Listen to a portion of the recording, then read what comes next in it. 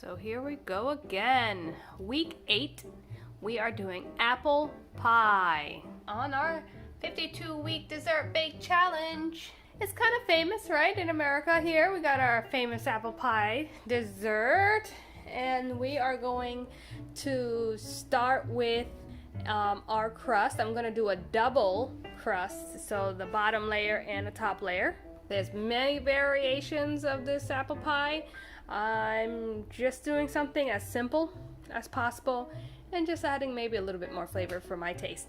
So first we're gonna need, for the first step, is our crust if you're gonna do it homemade. So we're gonna need a large bowl, a cup and 3/4 of a cup of flour, 1.5 sticks of butter, and we're gonna need about 6 tablespoons of water. Then we're gonna need our wrap, plastic wraps, because we have to let it sit for about a half hour in the fridge. I just want to show you how cute he is. He tried to eat my butter already, but I took it away from him. Hi, elephant. He's mad that I took the butter away from him. All right, back to the crust. Okay, so first we're gonna need 1 3/4 of a cup of all-purpose flour. I'm gonna cut our butter to slices before adding it, so it'll be easier to work with. And this is unsalted butter, by the way. You know what I just noticed? I said 1. Wow, I'm saying everything wrong. I need 2 cups, and then that 3/4 of a cup. We're cutting up our unsalted butter.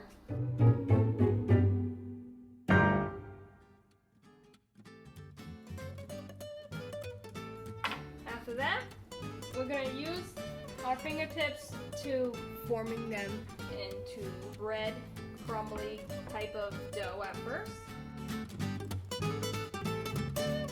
Okay, after we cut the butter into the flour, we want to add in our water slowly.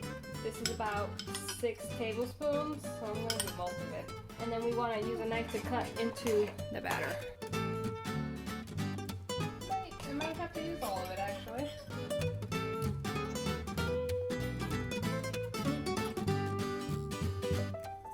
Nice. So we'll just gather it. Use it to gather it to the side of the bowl.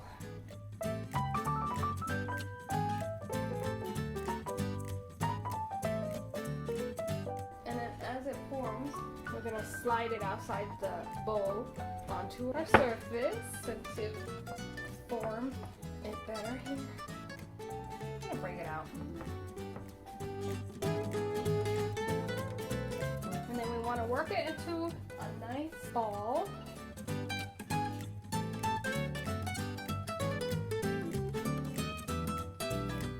We're folding it in.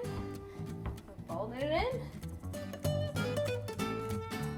It'll combine better as it sits against the rest for about a half hour. So we want to get some plastic wrap.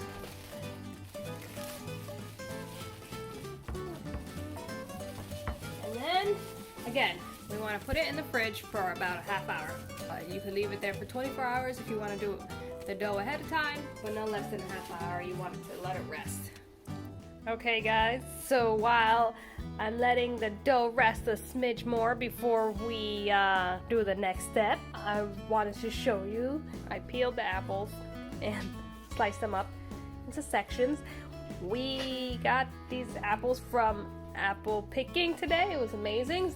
There are different kinds in there. I realized later that I mixed them all up in the bag. So I think it was McIntosh and I forgot, honestly. I forgot. Concord maybe. We put it all in a bag when we packed it up, and well, we mixed them. Forgot about that detail. Some are for us, and then I wanted to, of course, use some for the pie. It's gonna be different. I don't mind though, because I like different textures anyways in it, so some will be harder, some will be softer. And then I put some lemon juice just so that it won't start to brown. But I want to show you, I do not like to waste, and I want to show you the chickens having their scraps today. They're all out free range in the yard right now. Come on girls, treat, treat, treat, treat, treat, treat, treat, treat, treat.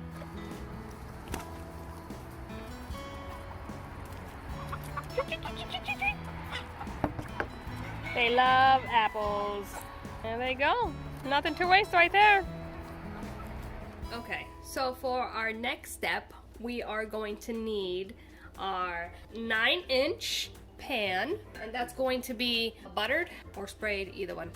And then we're going to need a half a cup of unsalted butter, or 1 stick, 3 tablespoons of all-purpose flour, 1/4 of a cup of water, and then a half a cup of white sugar, a half a cup of brown sugar. Then we're gonna need your apples, about 8 medium size or 2 to 3 pounds of apples. And then I'm gonna add a little touch of vanilla and some cinnamon. The recipe doesn't have that, but I feel like a little bit of flavor would do. And then we want to have a pan, a baking pan in our oven so that we could put our pie on top, so when it does leak over, you know, you don't ruin your oven. So that's the things we're gonna need. So I took out the dough from the fridge. We are going to cut it in half because, again, right, we're doing a double crusted apple pie. Flour on your rolling pin. And we're going to roll it out for our bottom crust. Fold it a couple more times now that it's out the fridge. Guys, I gotta say, this is a workout. If I want to exercise my arms, this is what's happening right now.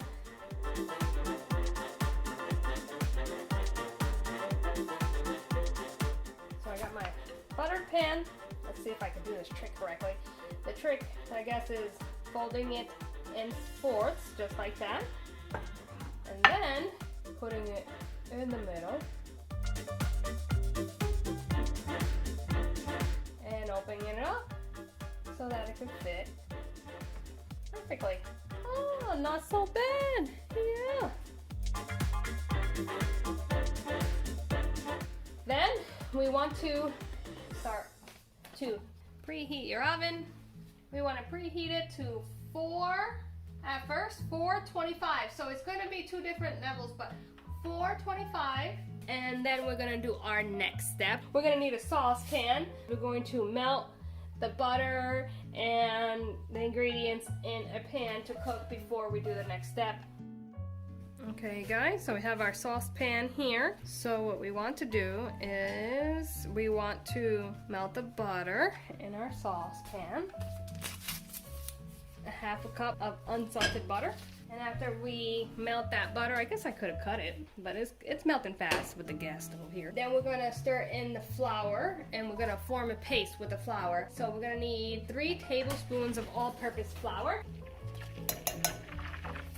Oh, still got it too high. I do have it on the high burner. Mix that up a little bit. So we got 1 tablespoon, 2 tablespoons, and 3 tablespoons till we form a paste. So I've seen others use cornstarch to thicken up their pie. Just didn't have the cornstarch available with me, so then I seen this trick with the flour, and I rather just use it anyways. Okay, so after adding the flour, I feel like it needs to thicken a little bit, but it's okay. I hope it's okay. So then we want to add 1/4 of a cup of water to that. Let's mix that in. Then we want to add the white sugar, which is a half a cup right here. White sugar. There it goes, thickening up right now. Sugar goes in, thickening up. Nice. Yeah. I just needed to be a little bit more patient, apparently.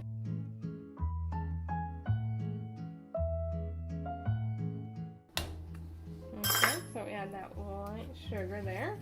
Melt together. I have it on low. So then we want to put the brown sugar, which is also a half a cup. There it goes. Then I want to add just a smidge of more flavor, so I'm gonna add a little bit of vanilla. You don't have to do this part, so like a teaspoon, and a little bit of cinnamon.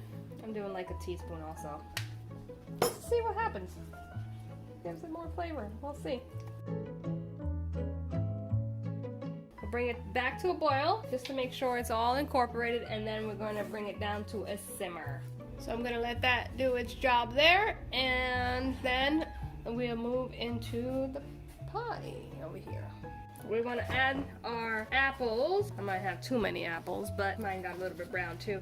We want to add our apples to our pie crust over here at the bottom and pan. So it's going to be a little bit overfilled at first, but again, remember the apples melt down, so it's okay. We're going to set that aside, and we're going to roll out our second piece of dough. You could either lattice it, the recipe said to lattice it, or just have a flat top. I'm going to do a flat top and then poke a couple holes in it. Either way, whatever you desire. So we want to get that workout again with our top layer.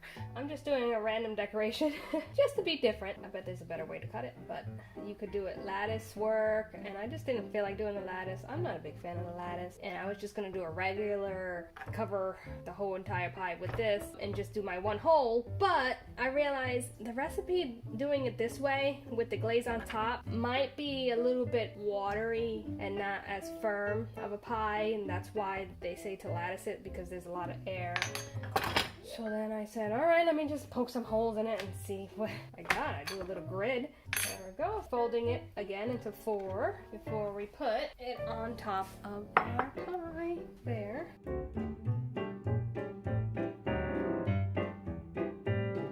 Look at that. Interesting, different look.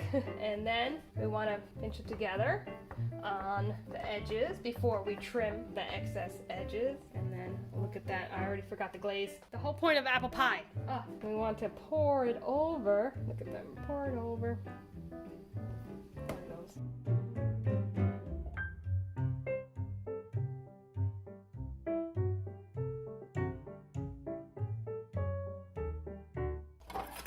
I'm going to trim the excess part.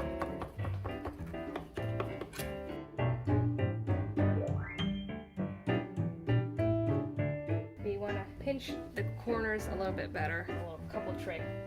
Little finger. Sticking it in. Oh, there's a little hole in it.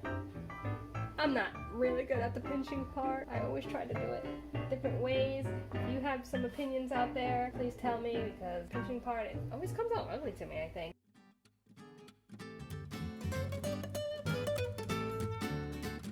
Okay, a little rustic pie there, and then my little dots. I'm not gonna waste those. I'm gonna just put them random little dots everywhere.